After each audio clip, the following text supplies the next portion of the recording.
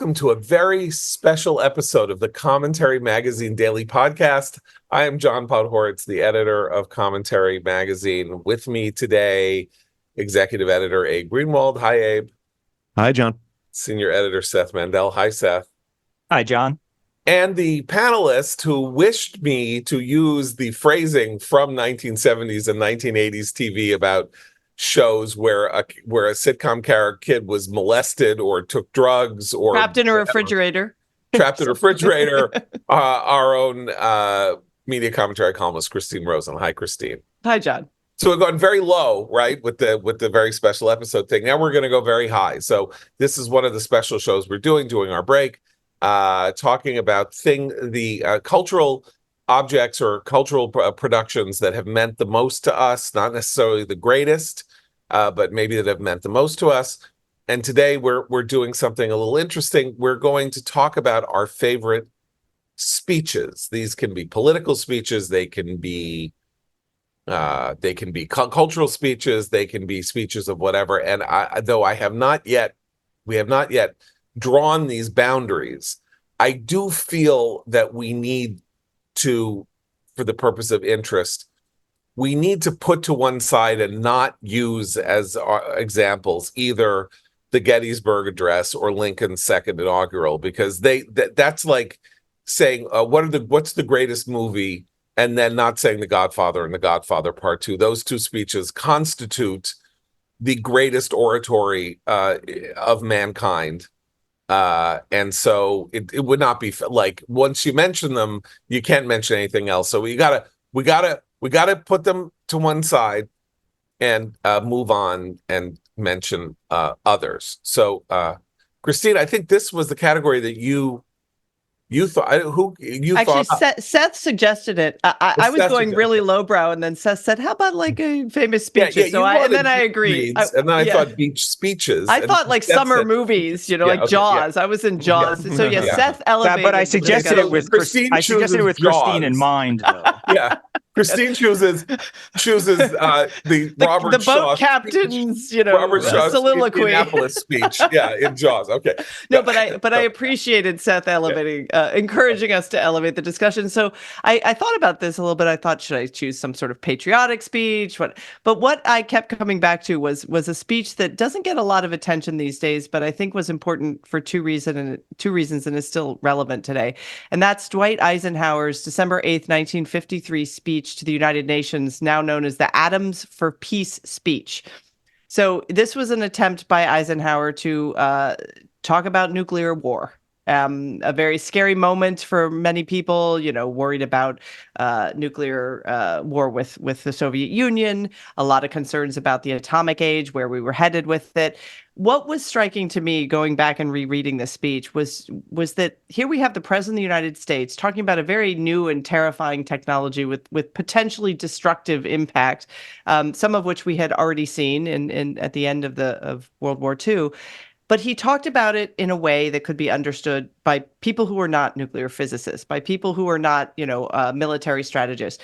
He's speaking to the world in this speech. Yes, it's at the UN, but it's very plain speaking while also quite nerve-wracking, because he talks about, for example, there's a great line where he talks about the dread, secret, and fearful engines of atomic might are not ours alone. So he both recognizes the potential danger of this technology in our hands as well as in the hands of our enemies. And then he lays out what he hopes will be a way forward in the world's understanding of how to use this very powerful technology. So we're at the dawn of the AI age, and there've been a lot of discussions about what should we do, how dangerous is this an existential threat to humanity? And I've been struck again and again about how badly our political leadership talks about this sort of thing. Like, they either cede the conversation to the technologists, which is never a good idea, or they talk about it in a way as if it's going to either destroy civilization or save civilization, neither of which are helpful. So I would encourage people to go back and it's a short speech. It's available online. It actually also sparked the creation of the International Atomic Energy Agency. This speech is sort of the beginning of an effort to have global accountability for powerful tools like nuclear weapons. So that was my choice. It's a little oddball, but I encourage people to read the speech. Okay. Seth, what you got? I have chosen to do Cicero's speech, posing that Pompey get the generalhood. One of Cicero's more famous speeches, but the quick background is that it was the three Mithridatic wars, and the Romans had won some battles, lost some battles to the Pontic king, and at some point in the third war, the general who was leading the Romans was sort of forced by not quite mutiny, but the tiredness of his troops and the grumbling to come back to Rome and regroup, and that opened up this idea, the possibility of which general to assign to continue and finish the war. And Pompey was sort of nominated. You had to pass a law, but the Pompey was nominated, and Cicero rose to commend this and to support it. And one of the things that I like about the speech is that, early on in these wars, there had been a moment where Mithridates had ethnic cleansed Asia Minor and the places that he had won and ruled of Romans. And so Cicero stood to talk about the ethnic cleansing of all this. And I wrote about this in relation to the current war in the Middle East as well, because one of the things that Mithridates did was the Romans would win battles, but they wouldn't finish him off. And so he would regroup, and then he would, as Cicero said, he would then sort of reach out in pity to other leaders and other kings of the world and get support and regroup and start another war that Mithridates, wouldn't win, but he also wouldn't lose and wouldn't be killed. And it went on and on. And Cicero, the entire point of Cicero's oration here was that you have to win wars. You have to definitively win them, and you have to win them because the freedom of our citizens were at stake, and the freedom of the country, and also the honor of our Roman ancestors. As he was saying, this is, a dishonorable thing that's happened. But a couple of the lines that I liked, at one point when he described what he calls the magnitude of the war, he said, "It is a kind of war so necessary that it must absolutely be waged, and yet not one of such magnitude as to be formidable. We have to fight this war. It's upon us. We don't have a choice, and we can win it. There's no reason we can't." These are the things that we're sometimes faced with. And he would, Mithridates would sort of, scamp away and regroup. And Cicero was talking about the importance of fighting a war and winning the war as necessary, and for a state's honor, and also to prevent what happens, which is, every time Mithridates could skulk away, he would get somebody else involved, the Armenian king, whatever. And it just, the whole thing, and I had mentioned this earlier, that had rings of the Hamas strategy, which was, they start a war with Israel, they don't win it, but they aren't completely destroyed, and they would find in Qatar, and in other places, they would find patrons, and they would find, Turkey, they would find patrons, they would find places for their leaders to move. Mithridates would, be taken in. At one point, the Romans wanted to go to war with Armenia because the Armenians wouldn't hand over Mithridates, right? We're having this sort of similar fight with, hand over Ismail Haniyeh or whatever from Qatar. And so, to me, the broader lesson for this particular moment has always been there. Just some wars are necessary, and you don't have a choice, and you have to fight them, and you have a responsibility to just win them definitively, because of the suffering that continues when you let a weaker opponent live, because of the idea that he can't totally destroy you. Therefore, anyway, that's an exciting choice because, of course, Cicero is historically is the first great giver of speeches. I mean, we could say Pericles, but we only know of Pericles' funeral oration from its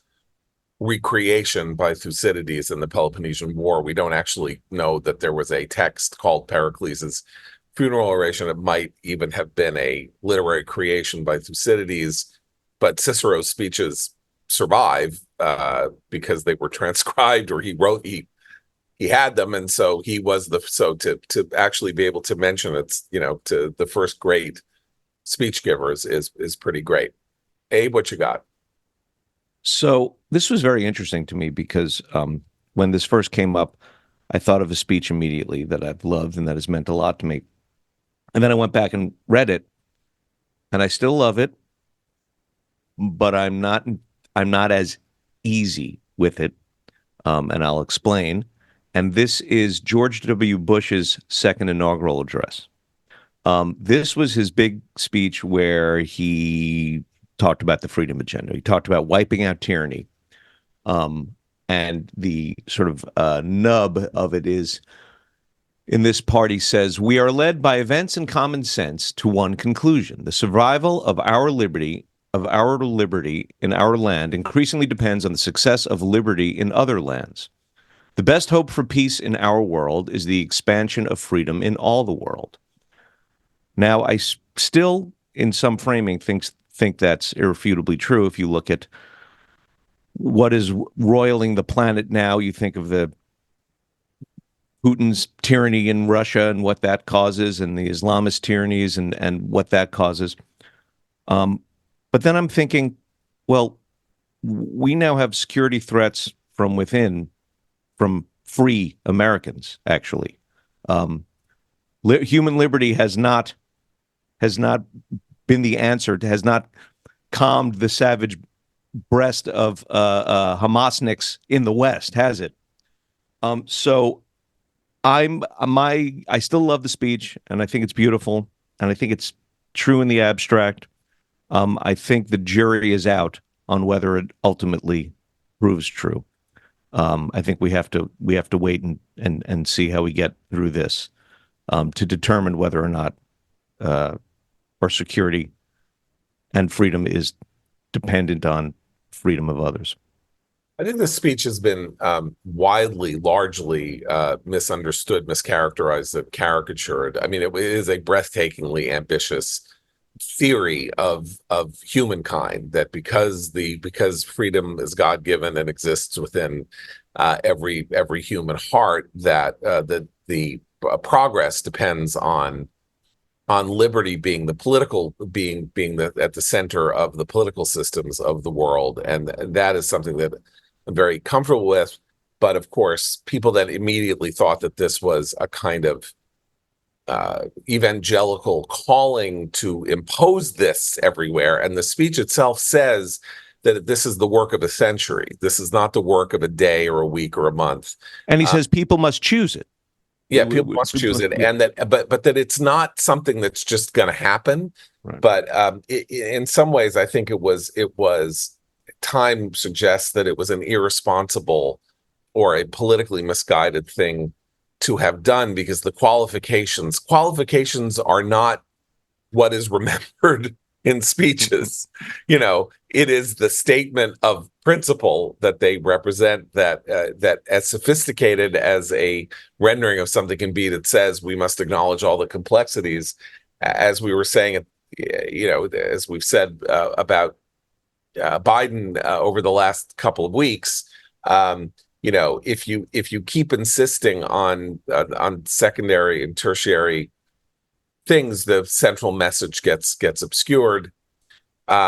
It is a great piece of rhetoric, though. So I want to go to an incredibly controversial speech that is in part the subject of a wonderful article in the July-August issue of Commentary by Gary Saul Morson of Northwestern University. He's called "Solzhenitsyn Was Right." I'm going to read, this is his A World Split Apart. This was his 1978 Harvard commencement speech that led people to say that he was a fascist, that he didn't believe in freedom, and he didn't believe in democracy. and that what he had done, Solzhenitsyn, after being expelled from the Soviet Union in 1974 and moving to the United States, was sample the wares of the American common culture and determine that he found them wanting and was deeply distressed by what he was seeing. I just want to read 2 paragraphs from it and then ask you, if someone delivered this today, would anyone object? Okay. Destructive and irresponsible freedom has been granted boundless space. Society has turned out to have scarce defense against the abyss of human decadence. For example, against the misuse of liberty for moral violence against young people, such as motion pictures full of pornography, crime, and horror. This is all considered to be part of freedom and to be counterbalanced in theory by the young people's right not to look and not to accept. Life organized legalistically has thus shown its inability to defend itself against the corrosion of evil. So let's just put social media and TikTok in there instead of pornographic and pornography, by the way, but motion pictures. Okay. Second, and what shall we say about the dark realms of overt criminality? Legal limits, especially in the United States, are broad enough to encourage not only individual freedom, but also misuse of such freedom. The culprit can go unpunished or obtain undeserved leniency, all with the support of thousands of defenders in the society. When a government earnestly undertakes to root out terrorism, public opinion immediately accuses it of violating the terrorists' civil rights. There are quite a number of such cases. This tilt of freedom toward evil has come but gradually, but it evidently stems from a humanistic and benevolent concept according to which man, the master of this world, does not bear any evil within himself, and all the defects of life are caused by misguided social systems, which must therefore be corrected. Yet, strangely enough, though the best social conditions have been achieved in the West, there still remains a great deal of crime.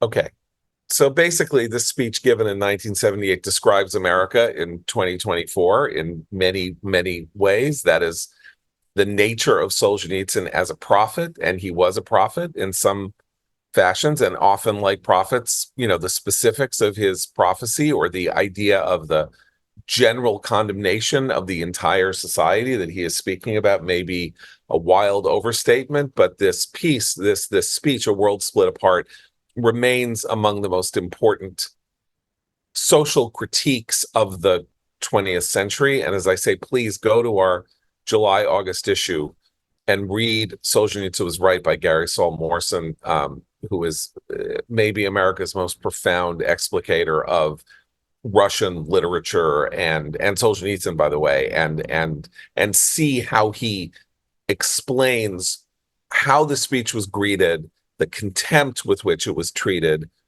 the reputational decline into which Solzhenitsyn went after he delivered it at Harvard, and why we need to hear it today. All right, so to sum up, Solzhenitsyn's The World Split Apart from me. We have Cicero's speech on the elevation of Pompey from Seth. We have George Bush's second inaugural address from Abe. And we have the Atoms for Peace speech by Dwight David Eisenhower from Christine. Obviously, there are ones that we have neglected to mention, the blood, sweat, toil, and tears speech of Winston Churchill, or every speech by Winston Churchill ever, which is a little like every speech by Lincoln ever, which is maybe why we didn't bring it up, because again, you're like just not playing with a fair deck of cards if you start talking about Churchill. There's, Ronald Reagan's Normandy speech. There's Ronald Reagan's Tear Down This Wall speech. There's Barack Obama's No, I'm not going to go there. Mario Cuomo's family speeches. Yes, Now we can get into bad speeches that look like good speeches. Yes, you can, John. Yeah, bad speeches that look like good speeches is actually an interesting category. Like, anyway, or fictional speeches, by the way. Obviously Shakespeare's the 2 greatest speeches in literature, Shakespeare, the Henry V, St. Crispin's Day speech, and Brutus's funeral oration for Caesar, which are, the 2 most profound